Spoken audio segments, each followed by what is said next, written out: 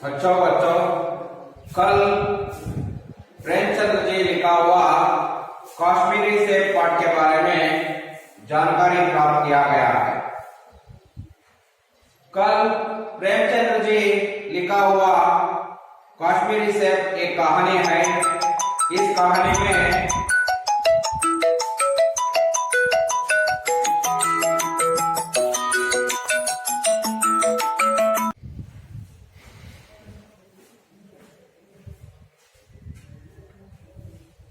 बच्चों, कश्मीरी सेब पाठ का उद्देश्य यह है।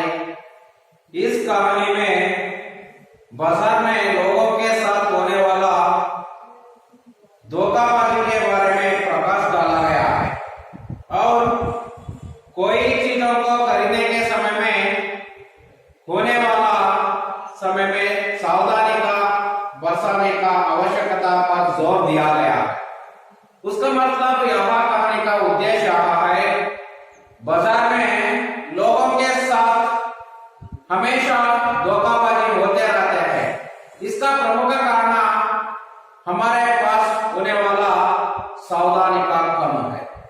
इसलिए कोई चीजों को खरीदने के समय में सावधानी का बरतना बहुत आवश्यकता है।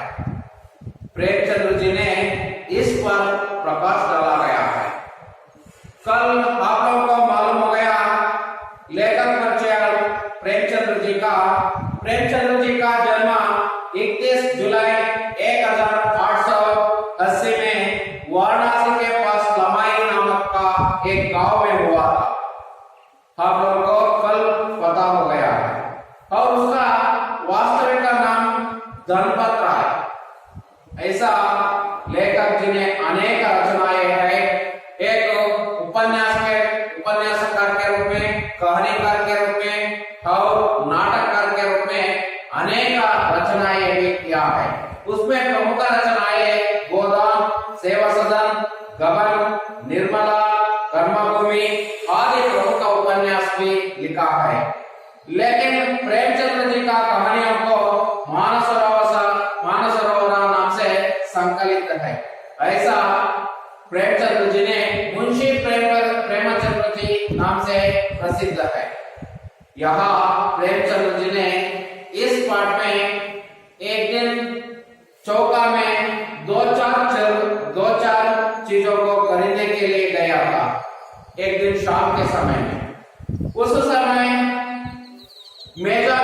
पंजाबी मेवा परोसों की दुकान रास्ते में ही पड़ा था। उसका मतलब रास्ते के आसपास जगह को चौका कहते हैं। वहां चौका में 2-4 दुकान पड़े थे। उसमें पंजाबी मेवा परोस का मतलब ताजे फलों का बेचने वाला दुकान को कहते हैं, मेवा परोसा कहते हैं। ऐसा दुकान में बहुत अच्छे रंगदार और गुलाबी से सजे हुए नजर आए। या जी उसको देखकर उसका मन में ललाचा होता है। आजकल शिक्षित समाज में विटामिन और प्रोटीन के शब्दों में विचार करने की प्रवृत्ति ज्यादा हो गया है, क्योंकि हमारा शरीर के लिए बहुत आवश्यकता है प्रोटीन और विटामिन। ऐसा अंशों को यहाँ का उसका शिष्टर आजकल शिक्षित समाज में इस विचार के बारे में ज्यादा से ज्यादा चर्चा हो रहा है। और उसके साथ हम लोगों को मालूम है टमाटर भोजन का एक आवश्यक अंग बन गया है। लेकिन पहले के दिनों में टमाटर को पूजने वाला कोई नहीं था। ऐसा दिनों में टमाटर भोजन का एक आवश्यक अंग बन गया है। गाजर भी पहले गरीबों का पेट भरने का चीज था, लेकिन अमीर लोग गाजर से हलवा ही खाते थे। या मगर अब पता चला है कि गाजर में भी बहुत विटामिन है, इसलिए गाजर को भी मेज पर स्थान मिलने लगा है। सेब के बारे में यहाँ विचार करते हैं। हर रोज एक सेब खाए तो हम लोग डॉक्टर से बचा सकता है, क्योंकि डॉक्टर से बचाने के लिए हम नीम कोड़ी तक खाने के लिए भी तैयार हो सकता है। लेकिन सेब और स्वाद रस में कम नहीं है। इससे तुलना किया तो हमको तुलना किया तो उससे बढ़कर भी नहीं है, घटकर भी नहीं है। उसका मतलब क्या है? सेब और आम दोनों समान है, दोनों समान है। यहाँ दोनों समान होने के साथ कारण से उसका सही समान स्थान भी मिल गया है। आजकल यहाँ उस स्वाद और रस के साथ गुण भी है, इसलिए प्रेमचंद जी को मन हुआ है वहाँ चीजों को खरीदने के लिए या सेवों को खरीदने का मन हुआ है। दुकानदार ने कहा है, दुकानदार ने लेकर मुंशी प्रेमचंद से कहा है, बाबूजी बड़े मजदूर से आया है, खास कश्मीर के, आप ले जाइए, खाकर तबीयत खुश हो जाएगा। ऐसे दुकानदार ने लेखक से कहा दिया है। उस समय लेखक को मन हुआ था उस चीजों को खरीदने के लिए। वहां रुमाला निकल करके कहा चुन चुन करके रखना है। दुकानदार ने उस समय तारुजा उठाई और अपने नौकर से कहा, सुनो, आधा सेब कश्मीरी सेब निकाल लाना, लेकिन वहां चुन चुन करके लाना है, ऐसे कहा दिया। लौड़ा 4 सेब लाया है। वहां छोटा लौड़ा का मतलब बालक या लड़का, लड़का ने 4 सेब लाया है। दुकानदार ने तौला और एक लिफाफे, लिफाफे का मतलब कवर, वहां लिफाफे में उन्हें रखा और माला में बांध कर मुझे दे दिया है। मैंने 4 आने उसके हाथ में रख दिया। ऐसा कहानी कल हम लोगों ने उसके बारे में जानकारी प्राप्त किया था। आज उसके आगे के बारे में, क्या खरीदने के बाद क्या हुआ है, सेवों को खरीदने के बाद क्या हुआ है, उस विचार के बारे में आज जानकारी प्राप्त करेंगे। बच्चों, अभी मैं एक बार पढ़ना चाहता हूँ, देखिए सभी। घर आकर लिफाफे जो का क्यों रखा दिया है, रात को सेब का कोई दूसरा फल खाने का कायदा नहीं है। फल खाने का समय तो प्रातः काला है। आज सुबह मुंह हाथ धोकर जो नाश्ता करने के लिए एक सेब निकला तो सड़ा हुआ था। 1 रुपए के हाकर का छिलका गल गया था। समझ, रात को दुकानदार ने देखा ना होगा। दूसरा निकला मगर यहाँ आधा सड़ा हुआ था। अब संदेह हुआ, दुकानदार ने मुझे धोखा तो नहीं दिया है। तीसरा सेब निकला, यहाँ सड़ा तो ना था मगर एक तरफ दबाकर बिल्कुल पिचक गया। चौथा देखा, वह यो तो बेदाग था और मगर उसमें एक काला सुराख था, जैसा अक्सर पैरों में होता है। काटा तो भीतर वैसे ही धब्बे जैसे पैर में होते हैं। एक सेब भी खाने लायक नहीं है। 4 आने पैसा का इतना गम ना हुआ था जितना समाज के इस चारित्र का पतन था। दुकानदार ने जानबूझकर मेरे साथ धोखाबाजी का व्यवहार किया। एक सेब सड़ा हुआ था तो मैं उसको क्षमा के योग्य समझाता है। सोचता उसकी निगाह ना पड़ी होगी मगर चारों के चारों खराब निकल जाए। यहाँ तो साफ धोखा है मगर इस धोखे से मेरे भी सहयोग था। मेरा उसके हाथ में रुमाला रख देना मानो उसे धोखा देने की प्रेरणा दी। उसने भाव लिया कि यह महाशया अपने आंखों से काम लेने वाला जीव नहीं है और ना इतने चौकस नहीं है। यहाँ की घर से लौटने आए आदमी बेईमानी तभी करता है तो जब उसे अवसर मिलता है। बेईमानी का अवसर देना चाहे वह अपने ढीलेपन से ही या सहजा विश्वास से बेईमानी से सहयोग देना है। पढ़े लिखे बाबुओं और कर्मचारियों पर तो अब कोई विश्वास नहीं करता।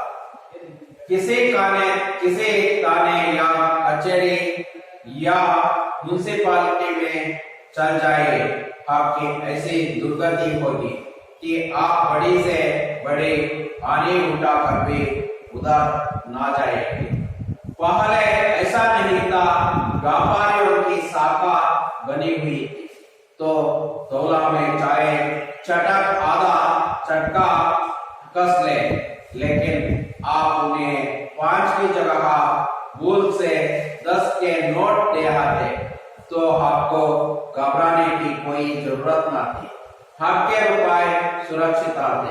मुझे याद है, एक बार मैंने मोहर्रम के मेल में एक दुकानदार से 1 पैसे की रेवड़ियां ली थी और पैसे की जगह अट्टानी दे आया था। घर आकर जब अपनी भूल मालूम हुई तो दुकानदार के पास दौड़ा गया। आधा नहीं थी कि वह अट्टानी लौटा देगी, पर लेकिन उसने प्रसन्नता से अट्टानी लौटा दी और उल्टे मुझसे क्षमा मांगी। यहाँ कश्मीरी सेब के साथ से सड़े हुए सेब बेचे जाते हैं। मुझे आशा है कि फाटक बाजार में जाकर मेरी तरह अंके ना बंद कर दिया जा करेंगे, नहीं तो उन्हें कश्मीरी सेब ही मिलेंगे। पाठाशय लेकर अपना अनुभव बताते हुए पाठकों को सचेत करते हैं कि अगर खरीदारी करते समय सावधानी नहीं करते तो धोखा खाने की संभावना होगी है। बस ನೋಡಿ ಮಕ್ಕಳೇ, ಇದನ್ನ ನಿಮ್ಮೆಲ್ಲರ ಅಭಿಲಾಷೆಯ ರೀತಿಯಲ್ಲಿ ನಾವು ಸಹ ನಿಮಗೆ ಓದೋದಕ್ಕೆ ಸಮಯವನ್ನು ಕೊಟ್ಟಿದ್ದೇವೆ। ಮಕ್ಕಳೇ, ನೀವೇ ಹೇಳಿದ್ರಿ ಸರ್ ನಮಗೆ ಓದೋದಕ್ಕೆ ಅವಕಾಶ ಮಾಡಿಕೊಡಿ, ನೀವು ಓದಿದ ಮೇಲೆ ನಮಗೂ ಸಹ ಓದೋದಕ್ಕೆ ಅವಕಾಶ ಮಾಡಿಕೊಡಿ, ಆಮೇಲೆ ವಿವರಣೆಯನ್ನು ಕೊಡಿ ಅಂತ ಹೇಳಿದ್ರಿ। ಹಾಗಾಗಿ ನಾನು ನಿಮಗೆ ಈಗ ಓದೋದಕ್ಕೆ ಸಮಯವನ್ನ ಕೊಟ್ಟಿದ್ದೀನಿ।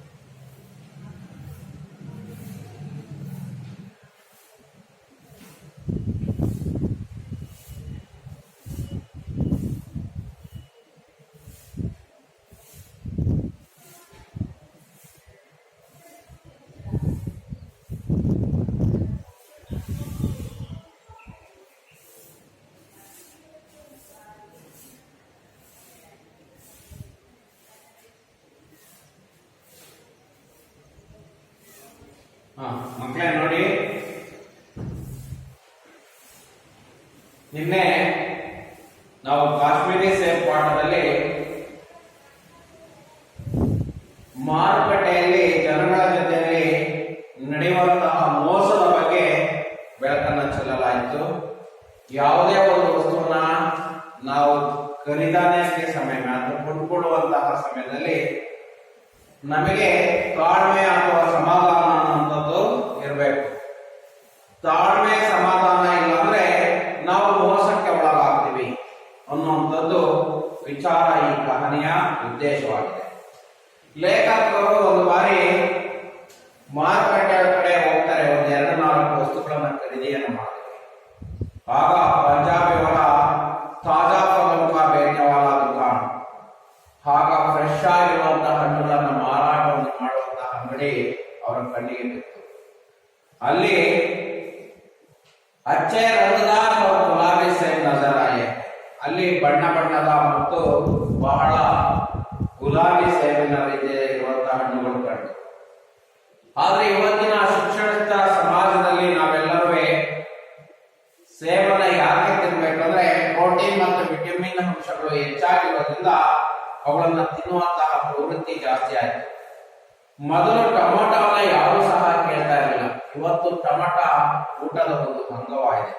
ಕೆಂಪು ಮೂಲಂಗಿನೂ ಸಹ ಮೊದಲು ಬಡವರ ಹೊಟ್ಟೆ ತುಂಬಿಸುವ ವಸ್ತು ಆದ್ರೆ ಈಗ ಶ್ರೀಮಂತರು ತಿನ್ನುವಂತಹ ಹಲ್ವಾ ಆಗಿದೆ.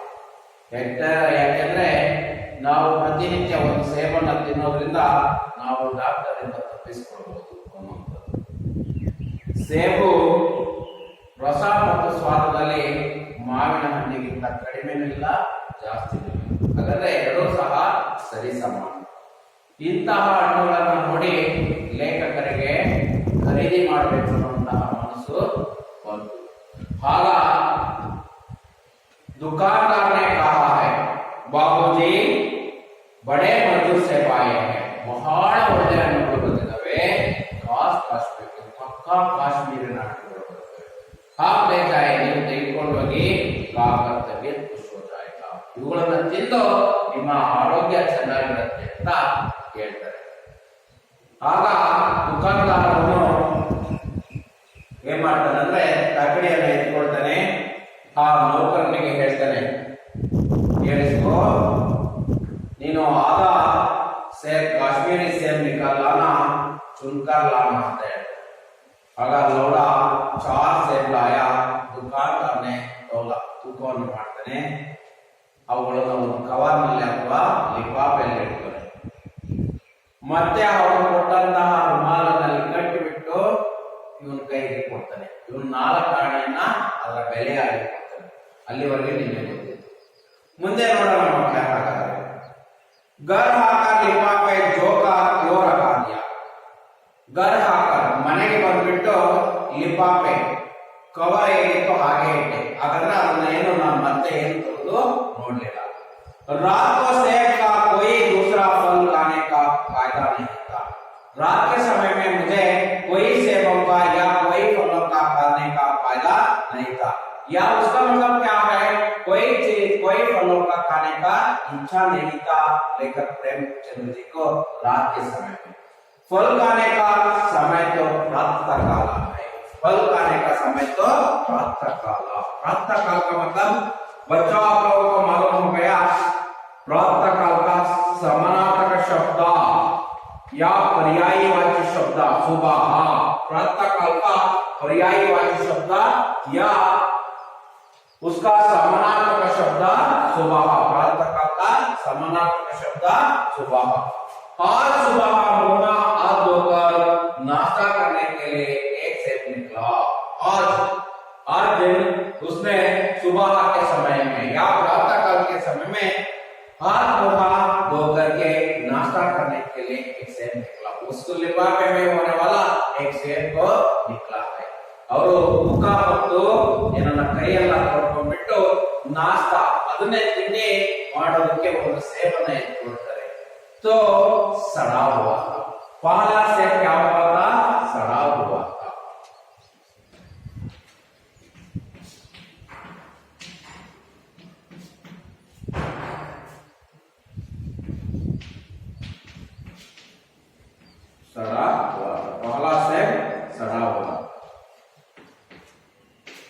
ಹಾಗಂದ್ರೆ ಆ ಮೊದಲನೇ ಸೇಬ್ ಏನಾಯ್ತು ಹೊರಟು ಹೋಯ್ತು. क्या 1 रुपए के आकर उस लिफाफे का या चिल्का गल गया, 1 रुपए के आकर आ सेब ಏನಾಗಿರ್ತದೆ ಮಕ್ಕಳೇ,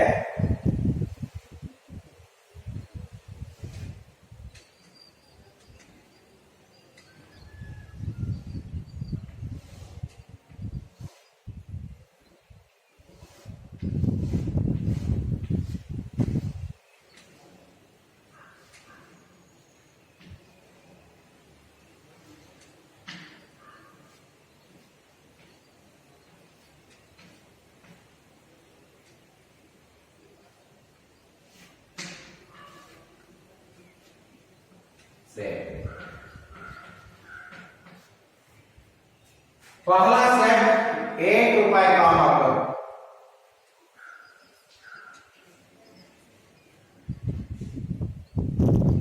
छिलका गल गया था, यहाँ छिलका है, छिलका का मतलब फल का पहला भाग को छिलका कहते हैं अथवा ಮೇಲಿನ ಭಾಗವನ್ನ छिलका कहते हैं, वहां गल गया.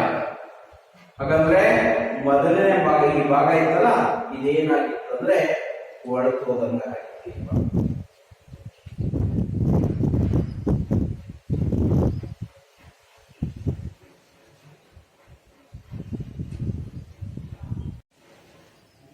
ಇವಾಗ ಈ ರೀತಿಯಲ್ಲಿ ಆಗಿತ್ತು, ಒಂದು ರೂಪಾಯಿನ ಆಕಾರದಲ್ಲಿ ಒಡೆದೋದಂಗ. ಸಮಜ ಅರ್ಥ ಮಾಡ್ಕೊಂಡ್ರೆ रात को दुकानदार ने देखा था, ರಾತ್ರಿ ಆಗಿತ್ತಲ್ಲ ಹಾಗಾಗಿ ಅಂಗಡಿಯವನು ನೋಡಿರಕ್ಕಿಲ್ಲ, ಆಕಸ್ಮಿಕವಾಗಿ ಕೊಡ್ತಿದ್ದಾನೆ ಅಂತ ನಾನೇ ಅನ್ಕೊಂಡೆ. दूसरा निकला, ಎರಡನೇ ಸೇಬು, वह मगर यहाँ आधा सड़ा हो गया. ಮೊದಲನೇ ಸೇಬು पहला 1 रुपए का आकर सड़ा हुआ था, दूसरा सेब आधा सड़ा हुआ था. दूसरा सेब क्या हुआ था, आधा सड़ा हुआ था. दूसरा सेब आधा सड़ा हुआ था.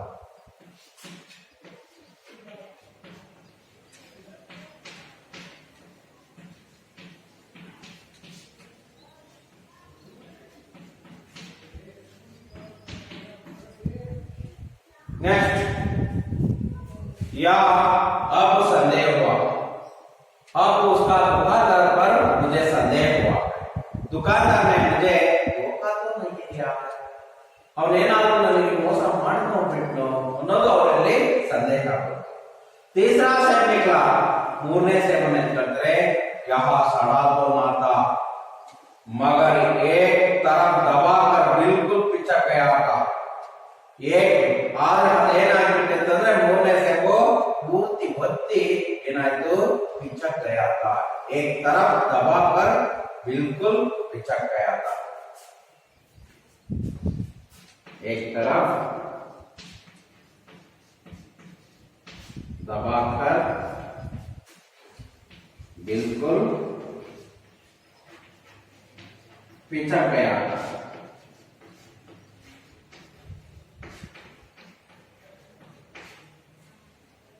यहाँ तीसरा सेब ऐसा हुआ था, ಒಂದನೇ ಸೇಬ ಹೇಗಾಯ್ತು, ಎರಡನೇ ಸೇಬ ಹೇಗಾಯ್ತು, ಮೂರನೇ ಸೇಬ ಹೇಗಾಯ್ತು ಅನ್ನೋದು ಗೊತ್ತಾಯ್ತು. और चौथा देखा, नारंगी नोटा, यहाँ तो बेदाग था मगर उसमें एक काला सुराख था, उसमें एक काला सुराख था.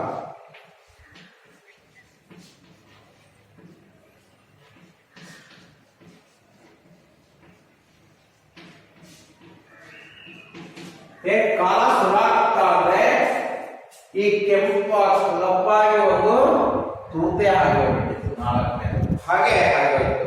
ಹಾಗಾಗಿ अवसर अक्सर बैलों में होता है, काट तो भीतर जैसे हुई डब्बे वैसे ही ಬೇರೆ में होते हैं. ಒಳಗೆಲ್ಲ ಟೊಳ್ಳು ಟೊಳ್ಳಾದ ರೀತಿಯಲ್ಲಿ ನಾಲ್ಕನೇ ಸೇಬ್ ಇತ್ತು. एक सेब भी खाने लायक नहीं है, चौथा सेब भी खराब हो गया था, इसलिए एक सेब भी खाने लायक नहीं था. ಒಂದು ಹಣ್ಣು ಸಹ ತಿನ್ನೋದಕ್ಕೆ ಯೋಗ್ಯವಾಗಿರಲಿಲ್ಲ. चारों में चारों भी खराब हो गया था. यहाँ आप लोगों को मालूम होना चाहिए परीक्षा की दृष्टि से या 4 अंकों को आने वाला प्रश्न है। यहाँ 3 अंकों को आने वाला प्रश्न है। यहाँ 4 बिंदुओं पर आप प्रकाश डालना चाहिए, 4 बिंदुओं में लिखना चाहिए। क्यों, क्या है इसका प्रश्न? सेब की हालत कैसे थी? सेब की हालत कैसे थी? सेब का हालत का कैसे था? वह प्रश्न का जवाब क्या है? पहला सेब सड़ा हुआ था, दूसरा सेब आधा सड़ा हुआ था, तीसरा एक तरफ दबाकर बिल्कुल पिचक गया था, चौथा एक काला स्वाद था। यहाँ जवाब है, इसका प्रश्न का उत्तर है। 4 आने पैसों का इतना कम ना हुआ था, लेकिन मैंने उसको दुकानदारों को 4 पैसे दिया था। वह 4 पैसे के बारे में मुझे दुख नहीं हुआ था, लेकिन समाज में इतना चारित्र का बदलाव हो गया है। लेकिन समाज में क्या हो गया है? इतना पतन हो गया है चारित्र का। उसका मतलब नैतिकते ಯಾವುದೇ ಒಂದು ಇದೇ ಇಲ್ಲದಂತಹ ಅವನು 4 ಹಣ್ಣನ್ನು 4 ಕೆಟ್ಟದವು ಕೊಟ್ಟಿದ್ದಾನೆ ಅನ್ನುವಂತಹ ಬಹಳ ಬೇಸರವಾಯಿತು। दुकानदार ने जानबूझकर मेरे साथ धोखाबाजी का व्यवहार किया है। दुकानदार क्या किया है? जानबूझकर या समझ करके ही वह 4 फलों को, खराब फलों को मुझे दे दिया है। ಅವನು ತಿಳ್ಕೊಂಡೇ ಏನ್ ಮಾಡಿದಾನಂದ್ರೆ ನನಗೆ 4 ಫಲವನ್ನು ಎಂತ ಕೊಟ್ಟಿದ್ದಾನೆ, ಖರಾಬ್ हो गया है, ऐसा फलों को मुझे दे दिया है, ನನಗೆ ಅಂತ ಹಣ್ಣನ್ನೇ ಕೊಟ್ಟಿದ್ದಾನೆ। एक सेब सड़ा होगा तो मैं उसको क्षमा की योग्य समझाता है। ಒಂದು ಹಣ್ಣು ಕೆಟ್ಟು ಹೋಗಿದ್ರೆ ಅವನನ್ನ ಕ್ಷಮಿಸೋದಕ್ಕೆ ನಾನು ಯೋಗ್ಯ ಅಂತ ಹೇಳ್ತಿದ್ದೆ। लेकिन चारों भी खराब हो गया है, उसकी निगाह आना पड़ी है। हाँ, मगर चारों के चारों खराब निकला है। ನಾನು ಆ ಹಣ್ಣಿನ ಬಗ್ಗೆ ಸಮಾಧಾನ ಖರೀದಿಯನ್ನು ಮಾಡಿಲ್ಲ ಅಥವಾ ಹಣ್ಣಿನ ಮೇಲೆ ನಾನು गमनವನ್ನು ಇಟ್ಟಿಲ್ಲ, निगाह ना पड़ी है, इसलिए चारों के चारों भी खराब हो गया है, इसे फरमा दिया है। बच्चों, यहाँ पाठ में आने वाला 3 अंक या 4 का प्रमुख प्रश्न यहाँ है, सेब की हालत के बारे में लिखिए। सेब की हालत के बारे में लिखिए, ऐसा प्रश्न का जवाब यहाँ है।